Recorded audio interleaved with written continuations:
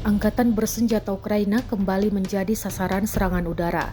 Pada Selasa, 9 September 2025 malam, pasukan Rusia melancarkan serangan menggunakan drone peledak yang menyasar sekelompok tentara Ukraina di area hutan. Menurut narasi unggahan di Telegram, operator drone Rusia berhasil mendeteksi pergerakan pasukan Ukraina pada malam hari. Beberapa unit drone peledak kemudian dikerahkan dan menghantam target secara beruntun. Serangan tersebut dikatakan menewaskan sejumlah tentara Ukraina yang berada di lokasi. Momen serangan itu direkam melalui kamera drone dan dibagikan di media sosial, memperlihatkan ledakan-ledakan di tengah kegelapan hutan. Hingga kini belum ada konfirmasi resmi dari pihak Ukraina terkait jumlah korban dalam insiden tersebut.